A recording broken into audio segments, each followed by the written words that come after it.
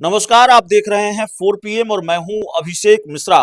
देखिए, बिहार की राजनीति का घटनाक्रम बहुत तेजी से बदला है। जनता दल यूनाइटेड बिहार के मुख्यमंत्री नीतीश कुमार की पार्टी है और बिहार की राजनीति का ये स्थापित सत्य है अब मौजूदा वक्त में कि वक्फ संशोधन अधिनियम बिल का समर्थन करना, बीजेपी का इस मामले पर साथ देना जेडीयू को भारी पड़ रहा है। पार्टी में भगदड़ की स्थिति है, कई इस्तीफे हो चुके हैं। जेडीयू के पूर्व विधायक मुजाहिद आलम ने भी इस्तीफा दे दिया है। किशनगंज से 2024 के लोकसभा चुनाव में उम्मीदवार थे। अपने कई समर्थकों के साथ उन्होंने, कई कार्यकर्ताओं के साथ उन्होंने पार्टी छोड़ दी है।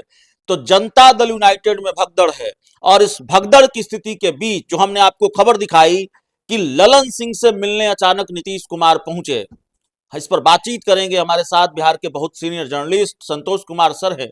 क्या चल रहा है सर जेडीयू में? नीतीश कुमार अचानक ललन सिंह से मिलने पहुंच गए। सामान्य स्थिति तो नहीं होगी, कोई सामान्य बात नहीं होगी नीतीश कुमार को अगर ललन सिंह के घर जाना पड़ा।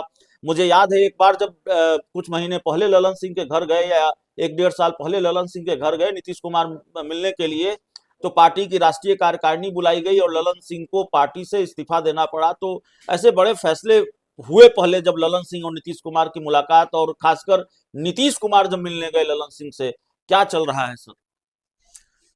देखिए, वक्फ संशोधन बिल के बाद निश्चित तौर पर जनता दल को बहुत बड़ा नुकसान हुआ है। जी। जो जनता दल जिसका एहसास शायद अब हो रहा हो। जनता दल को अल्पसंख्यक समाज का 5 से 10% वोट हमेशा मिलता रहा, जी। लेकिन वक्फ संशोधन बिल के बाद जनता दल को वो 5 से 10% वोट नहीं मिलने जा रहा है अल्पसंख्यक समाज का। वो वोट इंडिया गठबंधन के साथ एकजुट हो गया है और पूरी तरह से एकजुट हो गया है और उसे ही वो वोट मिलेगा। यही वजह है कि भारतीय जनता पार्टी उस वोट को बचाने के लिए एक तीसरा मोर्चा बना रही है, जो कि प्रशांत किशोर हो, चिराग पासवान, तो वो तो अलग बात है। खैर, लेकिन जनता दल में सब कुछ ठीक नहीं चल रहा है। जनता दल में नीतीश कुमार के स्वास्थ्य को लेकर कई गुटबंदी हो गए हैं। विजय सिन्हा का अलग गुट है, संजय झा का अलग गुट है, अशोक चौधरी का अलग गुट है, ललन सिंह का अलग गुट है, अधिकारियों का एक अलग गुट है। अधिकारी भी राजनीति करने लगे हैं नीतीश के राज में। जितने नौकरशाह हैं सब पॉलिटिक्स करने लगे हैं, अब अप्रत्यक्ष रूप से शासन भी चला रहे हैं। और जहां तक ललन सिंह से मिलने की बात है, तो नीतीश कुमार जी के स्वास्थ्य की जो स्थिति है, उम्र का जो प्रभाव है, तो वो कब कहाँ जाएंगे कुछ नहीं कहा जा सकता। वो जब स्वस्थ हैं तो तुरंत कभी ललन सिंह के यहाँ चले जाएंगे, कभी विजय चौधरी जी के यहाँ चले जाएंगे। नहीं, बहुत सामान्य मुलाकात है क्या? देखिए, ललन सिंह से मिलना नीतीश जी के लिए एक प्रकार से देखा जाए तो सामान्य मुलाकात ही है, क्योंकि ललन सिंह जब भी पटना आते हैं नीतीश जी से कंटिन्यू मिलते रहते हैं। लेकिन अभी भगदड़ की स्थिति के बीच मुलाकात हुई और है। भगदड़ की स्थिति के बीच ललन सिंह से मुलाकात होना कि उन्हें जिम्मेवारी दी गई होगी। नीतीश जी चाहते होंगे कि और भी कुछ देखिए इस तरह की जो स्थिति है, क्योंकि ललन सिंह के कहने पर ही और संजय झा के कहने पर ही वक्फ संशोधन बिल का नीतीश जी ने समर्थन किया। जी। तो उनसे बोलेंगे कि भाई अब तो हो गया, अब कैसे आगे होगा। तो उसकी भरपाई के लिए भाई भाजपा से 120 सीट ले लेंगे, आधी सीटों पर हम लोग लड़ेंगे। जी। तो उन्हीं सब मुद्दे पर, चूंकि नीतीश जी अब डायरेक्ट भाजपा नेताओं से बात नहीं करते हैं, वो बोलते हैं कि कार्यकारी अध्यक्ष संजय झा बात करेंगे, ललन जी बात करेंगे, इनके थ्रू बात होती है। और जो संदेशा जो आधी सीटों का था वो इन्हीं दोनों लोगों के थ्रू केंद्र को भेजा गया था। तभी नित्यानंद राय कल और बिहार सरकार के एक मंत्री से बात हो रही थी, बहुत देर तक बातचीत हुई। उन्होंने बताया कि सीटों का पेच फंसा हुआ है। भारतीय जनता पार्टी चाहती है कि इस मामले को बिल्कुल चुनाव के वक्त तक खींच कर ले जाया जाए, और ऐसी कोई जानकारी आपने पहले भी दी थी और आपकी जानकारी पर मुहर लगाई बिहार सरकार के एक मंत्री ने। देखिए, मैंने तो कहा है निश्चित तौर पर कि नीतीश कुमार ने क्लियर संदेश दे दिया है कि भाई 120 सीटों पर हमारी, और उन्होंने तो लिस्ट तक दे दिया है कि इन सीटों पर हमारी तैयारी है, बाकी सीटों पर आप देख लीजिए। हाँ, उसमें से 2-4 10 सीटों तक अगर अदला बदली करना चाहते हैं तो जल्दी डिसीजन लीजिए, नहीं तो फ्यूचर में फिर आगे उस पर भी डिसीजन नहीं होगा। करना है तो जल्द से जल्द विजय चौधरी और संजय झा जी से बात कर लीजिए, ललन जी से बात कर लीजिए, ये संदेशा दे दिया है। तो नीतीश कुमार अपनी तैयारी लगभग 120 से 25 सीटों पर कर रहे हैं। आधी सीट पर उन्होंने क्लियर का स्टैंड दे दिया है। इसी कारण भारतीय जनता पार्टी में बेचैनी है कि नीतीश जी अगर एक्ट करेंगे तो क्या होगा, फिर सत्ता हाथ से चली जाएगी। अभी जो वर्तमान परिस्थिति में एनडीए गठबंधन इतना मजबूत है कि भाई 150 सीट कहीं नहीं जाएगा। अगर एनडीए गठबंधन मजबूती से चुनाव लड़ता है, नीतीश जी भाजपा और चिराग पासवान और जीतन राम मांझी, उपेंद्र कुशवाहा सब मिलकर अगर चुनाव लड़ते हैं तो 150 से ज्यादा सीट नहीं, जीतेंगे। सवाल है कि एनडीए गठबंधन मजबूत है, जेडीयू कितना मजबूत है? देखिए एनडीए मजबूत है तभी जब तक जेडीयू है। जेडीयू अगर एनडीए से हट जाएगा तो कहीं नहीं नहीं, रहेगा। पार्टी के अंदर बहुत सारी चीजें चल रही हैं, पार्टी कई गुटों में बटी हुई नजर आती है। आप ही ने बताया कि भाई पार्टी के कई बड़े नेता हैं, उनकी वफादारी अब भारतीय जनता पार्टी के साथ हो गई है।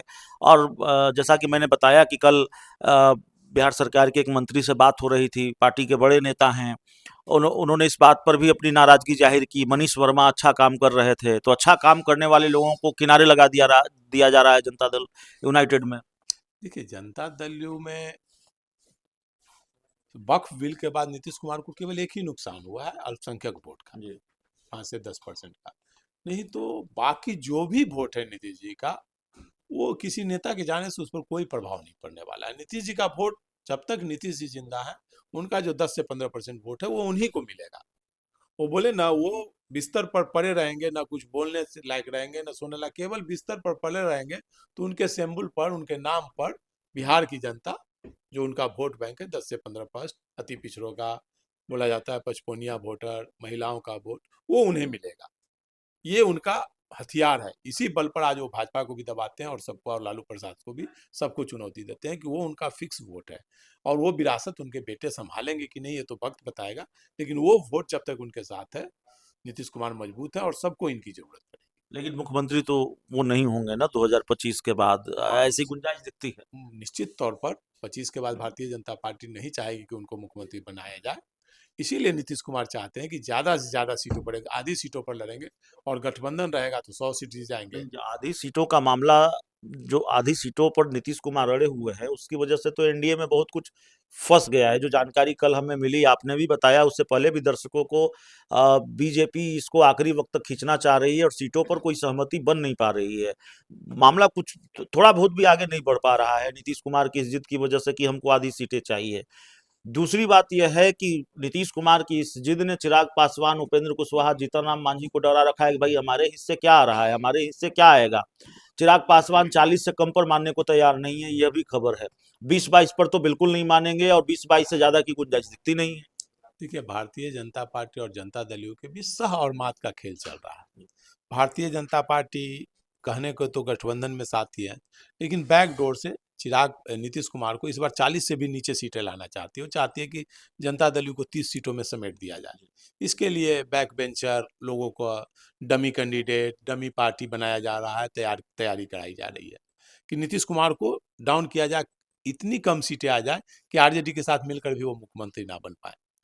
नीतीश कुमार की तैयारी है कि कम से कम 120 पर लड़ेंगे तो 100 सीट हमारी आएगी, और अगर भाजपा नहीं चाहेगी तो किसी के साथ, कांग्रेस के साथ गठबंधन कर लेंगे, लालू के साथ गठबंधन करके फिर से मुख्यमंत्री बनेंगे।